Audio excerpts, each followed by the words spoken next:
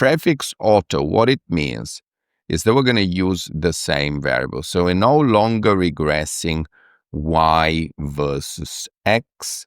We're going to use the same variable regressed against a previous term of itself. Okay, and here I've given you the example of your most basic autoregressive model. Autoregressive model of first order. So what does it say? Let's have a look.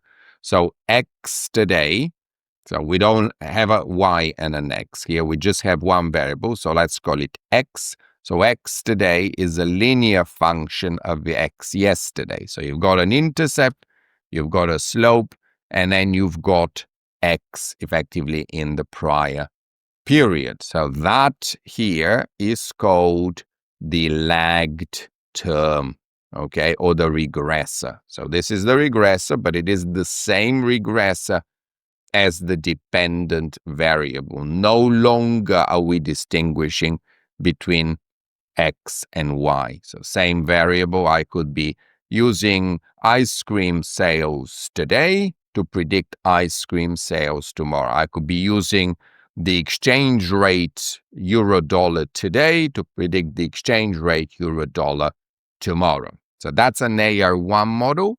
So autoregressive model of first order because we only use one lagged term. If you like, k equals 1 here, right? One independent variable.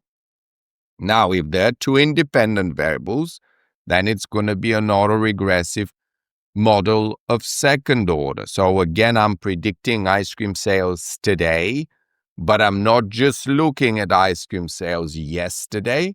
I might be also looking at ice cream sales 2 days ago. Now, for this type of models to be valid, to essentially predict correctly the future, they need to be covariance stationary. So we've got a very, very neat definition of what covariance stationarity is, and you need to memorize this definition. So there are 3 conditions for covariance stationarity. So the first one, the model needs to have a constant and finite mean. Later on, we'll be talking about the model needing to have a mean reverting level. Secondly, we need a constant variance. So the oscillations of the model need to be constant. And thirdly, we are talking about constant covariance between leading and lagging terms of the variable at a given lag. So more formally, this would be covariance of, let's say, yt and yt minus k, k being a certain displacement or a certain lag. So that here has to be a constant. So if I'm looking at the covariance between Monday and Tuesday, it has to be the same covariance as the covariance between Thursday and Friday, because that's a displacement of 1. The covariance has to be constant. And this makes a lot of sense. If the covariance or the correlation is not constant, it's not static, it's dynamic, it changes, then how are you going to use ice cream sales today to predict ice cream sales in the future? Now also visually, let me show you the rest of these points. So again, if I said this is time and this here is my variable, the best way to explain it is maybe if you remember your sine curve from trigonometry. So it looks like that.